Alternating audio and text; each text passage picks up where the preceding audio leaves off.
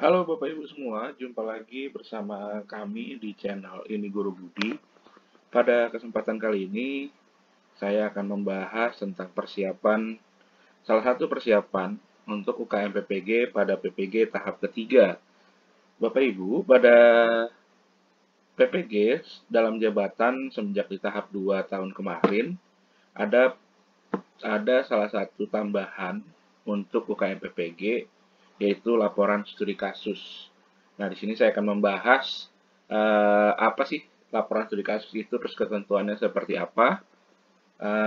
Berikut akan saya jelaskan tentang ketentuan studi kasus untuk laporan studi kasus yang merupakan bagian dari uji pengetahuan ya Bapak Ibu. Sebelumnya, studi kasus ini terdiri dari 4 bagian Bapak Ibu. Yang pertama, deskripsi studi kasus.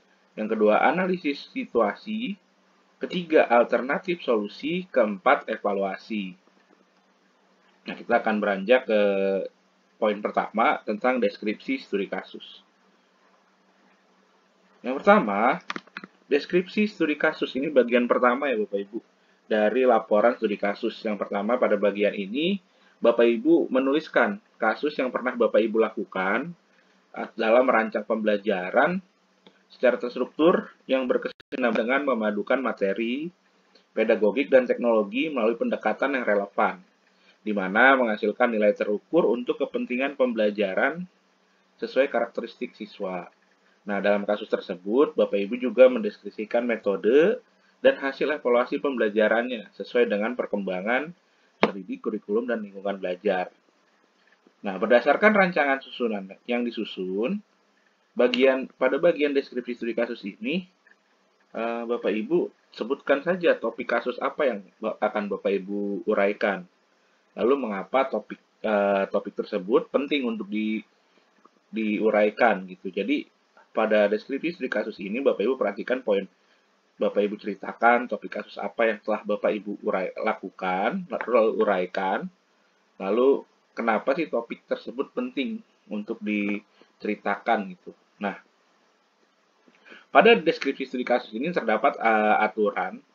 Di sini kalau bisa 100 sampai 150 kata ya Bapak Ibu. Jadi sebisa mungkin di antara 100 sampai 150 kata untuk bagian pertama, untuk bagian deskripsi studi kasus. Jadi poin pertama ini adalah 100 sampai 150 kata. Nah, nanti kita akan cek dari contoh yang akan saya tampilkan untuk mengecek jumlah katanya gitu. Nah, yang penting Bapak Ibu fokus untuk pada deskripsi studi kasus ada 2 poin tentang sebutkan topik kasus yang akan Bapak Ibu uraikan dan mengapa topik tersebut penting untuk diuraikan. Nah, kita selanjutnya akan ke bagian kedua yaitu analisis situasi. Pada analisis situasi ini untuk jumlah kata yang diminta adalah 200 sampai 250 kata. Nah, pada bagian ini analisis situasi silakan Bapak Ibu lakukan analisis situasi yang terjadi pada saat membuat rancangan dan evaluasi pembelajaran. Selain itu, Bapak Ibu perlu menjelaskan peran saat merancang dan melakukan. Jadi peran Bapak Ibu apa nih ketika merancang dan melakukan evaluasi pembelajaran? Lalu siapa saja pihak yang terlibat dalam kegiatan merancang atau melakukan evaluasi pembelajaran, serta tantangan serta hambatan dalam kegiatan tersebut. Sebenarnya kalau kita perhatikan, laporan studi kasus ini seperti tugas di best practice Bapak Ibu di LK 3.1 pada PPL ya. Jadi sebenarnya tidak jauh berbeda, cuman di sini mungkin lebih detail. Pada bagian analisis situasi ini ada beberapa bagian yang harus Bapak Ibu susun berdasarkan pertanyaan. Jadi secara nggak langsung untuk menyusun laporan studi kasus ini sebenarnya Bapak Ibu cukup menjawab pertanyaan-pertanyaan yang sudah ada di panduan ini gitu. Jadi di bagian analisis situasi ini contohnya yang pertama Bapak Ibu silakan jelaskan situasi yang terjadi pada saat perancangan dan evaluasi pembelajaran tersebut terkait topik yang Bapak Ibu pilih uraikan atau yang Bapak Ibu uraikan. Yang kedua, Bapak Ibu jelaskan peran Bapak Ibu dalam merancang dan melakukan evaluasi. Ketiga, siapa saja yang terlibat dalam perancangan dan evaluasi tersebut. Lalu jangan lupa jelaskan tantangan selama melakukan aksi ini ya Bapak Ibu. Jadi silahkan tuliskan tantangannya, lalu hambatannya apa, terus eh, ini harus berkaitan dengan topik yang Bapak Ibu buat. Jadi jangan lupa di analisis situasi ini perhatikan 4 poin tersebut dan jumlah katanya adalah 200 sampai 250 kata untuk bagian analisis situasi. Di bagian ketiga adalah alternatif solusi. Setelah di bagian kedua tadi membahas tentang tantangan dan hambatan, di poin ketiga ini adalah alternatif solusi.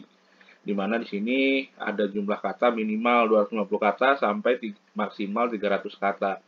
Nah, pada bagian ini sama seperti bagian-bagian sebelumnya, Bapak Ibu sebenarnya cukup memperhatikan pertanyaan yang ada di panduan ini. Contohnya, di bagian ini Bapak Ibu silakan ceritakan langkah nyata apa atau aksi apa yang Bapak Ibu lakukan dalam menghadapi tantangan, merancang pembelajaran, dan melakukan evaluasi pembelajaran. Lalu sumber daya apa atau materi apa saja yang Bapak Ibu gunakan untuk menjawab tantangan-tantangan yang terjadi di bagian kedua tadi, analisis situasinya. Jadi sebenarnya cukup mudah karena sudah ada panduannya seperti ini. Jadi Bapak Ibu sebenarnya cukup tidak melenceng dari pertanyaan-pertanyaan pada bagian-bagian ini dan jumlah katanya sesuai. Saya rasa Bapak Ibu akan dapat melalui uji pengetahuan pada bagian laporan studi kasus. Di bagian terakhir ada evaluasi. Untuk evaluasi ini, pada bagian evaluasi ini Bapak Ibu silahkan menuliskan hasil dan dampak dari langkah nyata atau dari aksi Bapak Ibu dalam merancang pembelajaran dan melakukan evaluasi pembelajaran. Nah, di sini maksimal 150 kata ya Bapak Ibu. Nah, kalau saran saya dari 4 bagian ini dimaksimalkan saja untuk jumlah katanya. Contohnya tadi di bagian pertama di deskripsi studi kasus itu adalah 150 kata, di bagian 2 250 kata, bagian 3 300 kata, bagian 4 150 kata. Jadi dengan memperhatikan pertanyaan-pertanyaan pada bagian tersebut, saya yakin Bapak Ibu dapat menyusun laporan studi kasus yang baik. Nah, untuk aturan penulisannya tersendiri, ini untuk ketentuan unggah filenya ya Bapak Ibu. Yang pertama untuk format penulisan itu dalam ukuran kertas A4 dengan menggunakan huruf Times New Roman berukuran 12 poin dan spasi 1,15. Jadi ini menjadi perhatian juga Bapak Ibu, jangan lupa untuk fontnya adalah Times New Roman berukuran 12 dan spasi 1,15 dengan ukuran kertas A4. Lalu Bapak Ibu silahkan format dokumennya adalah PDF dengan ukuran maksimal 1 MB. Untuk yang poin ketiga, untuk penulisan nama file, judul kasus Bapak Ibu apa, lalu nama Bapak Ibu dan nomor pendaftaran, nomor ujian Bapak Ibu yang tertera di kartu ujian. Lalu jangan lupa untuk mengupload di laman ujian UKM PPG atau di LMS UKM PPG. Nah, mungkin itu yang bisa saya jelaskan untuk laporan studi kasus. Berikutnya saya akan memberikan sebuah contoh untuk penulisan laporan studi kasus. Mari kita simak penjelasan tentang contoh penulisan studi kasus. Baik, Bapak Ibu. Berikut adalah salah satu contoh laporan studi kasus yang sudah saya susun atau di sini di halaman pertama saya membuat cover. Memang dari panduan tidak diwajibkan, tapi alangkah baiknya kita buat cover ya Bapak Ibu. Di atas ada laporan studi kasus, lalu judulnya di sini contoh judulnya adalah peningkatan hasil belajar pelajaran IPS melalui model pembelajaran problem based learning pada siswa kelas berapa. Nanti tuliskan saja kelas berapa, tempat Bapak Ibu melakukan rancangan pembelajaran dan melakukan evaluasi dan di sekolah mana gitu. Jadi di kelas Bapak Ibu dan di nama instansinya apa. Logo LPTK Bapak Ibu, lalu disusun oleh nama penyusun dan NIM-nya. Di sini ada pendidikan profesi guru dalam jabatan, di sini sesuai dengan LPTK Bapak Ibu dan tahun. Lalu yang pertama kita akan bahas tentang deskripsi studi kasus. Di sini pada deskripsi studi kasus tadi dibahas adalah kita menjelaskan topik apa yang akan Bapak Ibu jelaskan atau uraikan atau yang Bapak Ibu laksanakan. Di sini saya topiknya adalah tentang upaya meningkatkan hasil belajar pelajaran IPS melalui model program blended learning pada siswa kelas berapa gitu. Ini contoh ya Bapak Ibu. Lalu kenapa sih kita melakukan upaya atau melakukan aksi pada pembelajaran ini gitu. Nah, di sini dijelaskan mengapa topik ini penting dibahas karena sesuai fakta saja Bapak Ibu. Misalnya memang hasil belajar siswa pada pembelajaran IPS masih tergolong rendah, jadi diperlukan inovasi atau perubahan. Jadi di sini kita jelaskan alasan kenapa kita melaksanakan aksi ini gitu. Jadi silahkan Bapak Ibu jelaskan alasannya. Nah, di sini untuk mengecek jumlah katanya, kita tinggal blok saja. Kita blok, lalu perhatikan di bawah sini ada jumlah kata. Di sini 144 kata untuk deskripsi. Tadi kan untuk deskripsi studi kasus itu 100 sampai 150 kata ya Bapak Ibu. Jadi menurut saya ini sudah memenuhi syarat untuk jumlah kata. Jadi nanti silahkan Bapak Ibu atur atau kreativitas Bapak Ibu untuk menulis deskripsi. Tapi gambarannya kalau dari saya adalah seperti ini. Untuk bagian kedua itu analisis situasi. Jadi di paragraf pertama saya jelaskan bagaimana situasi pembelajaran di kelas yang tempat kita melakukan aksi. Nah, di sini dijelaskan guru belum mengadopsi beragam model pembelajaran, lalu lebih dominan, guru cenderung mengambil pembelajaran konvensional. Nah, di sini kita jelaskan saja situasi yang terjadi di kelas kita. Nah, lalu kita jelaskan juga peran kita sebagai guru dalam proses pembelajaran ini dan evaluasi peran kita sebagai apa. Silakan Bapak Ibu jelaskan peran Bapak Ibu ketika melakukan rancangan pembelajaran dan evaluasi. Di paragraf ketiga kita sebutkan saja pihak-pihak siapa saja yang terlibat dalam rencana aksi ini, gitu. Dalam aksi ini gitu ya Bapak Ibu. Lalu di paragraf berikutnya tantangan atau hambatan yang kita hadapi ketika melakukan aksi ini. Nah, ini kita sesuaikan juga, kita blok kembali, lalu kita cek apakah sudah memenuhi syarat. Nah, di sini 247, di mana pada bagian kedua ini analisis situasi adalah maksimal 250 kata. Nah, itu untuk bagian kedua, Bapak Ibu. Selanjutnya di alternatif solusi, di sini kita akan jadi kalau Bapak Ibu perhatikan di analisis situasi tadi saya jelaskan di sebelumnya ada 4 pertanyaan. Jadi paragraf ini mewakili jawaban dari 4 pertanyaan yang ada di panduan tadi gitu. Nah, di sini alternatif solusi ada 2 pertanyaan, artinya ada dua paragraf. Di paragraf pertama menjawab pertanyaan pertama di mana tindakan apa atau tindakan konkret apa yang Bapak Ibu lakukan menghadapi tantangan yang ada di analisis situasi tadi. Nah, di sini saya menjelaskan tindakan yang konkret saya lakukan adalah menerapkan model pembelajaran, problem based learning. Nah, nanti untuk Bapak Ibu silahkan sesuai dengan aksi atau yang akan Bapak Ibu lakukan atau inovasi yang Bapak Ibu lakukan untuk mengatasi pembelajaran yang kurang baik gitu. Di sini saya jelaskan tentang aksinya apa saja gitu. Lalu untuk jawab pertanyaan yang berikutnya. Nah, untuk mengatasi permasalahan yang ada di kelas, saya menggunakan sumber daya apa yang Bapak Ibu gunakan untuk melaksanakan aksi ini.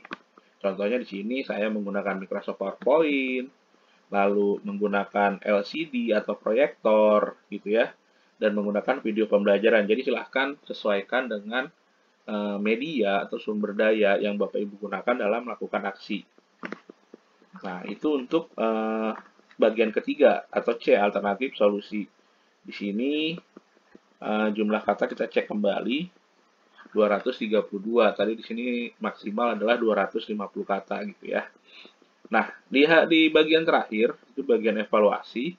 Silahkan di sini tadi membahas tentang hasil atau dampak dari aksi atau inovasi yang Bapak Ibu lakukan. Di sini saya lebih menampilkan tentang hasil penilaiannya dengan persentase jumlah setelah melakukan inovasi apakah ada peningkatan gitu, atau apakah tetap saja. Nah, jadi Bapak Ibu tampilkan hasilnya dan dampaknya. Nah, di sini saya lampirkan hasil dari nilai evaluasi dari murid-murid kita gitu. Nah, di sini juga dapat kita simpulkan bahwa inovasi yang kita lakukan apakah berhasil ataukah ada dampak yang baik gitu.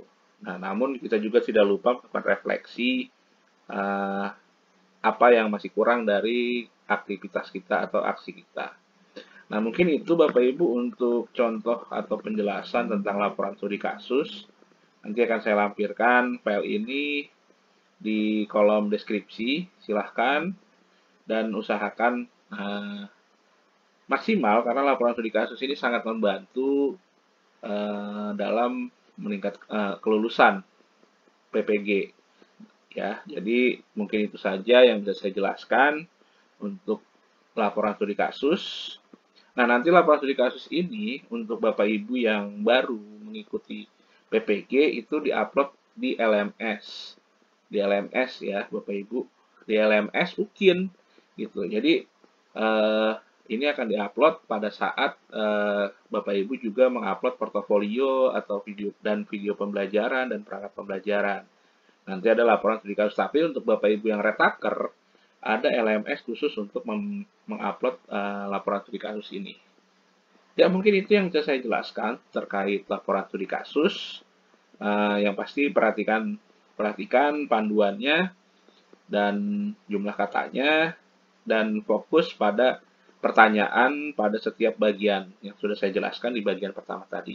Terima kasih, semoga Bapak Ibu lancar dalam menghadapi UKM PPG dan semoga lulus PPG. Sampai ketemu di video-video berikutnya bersama kami. Ini Guru Budi dan jangan lupa untuk subscribe dan dukung channel ini. Terima kasih.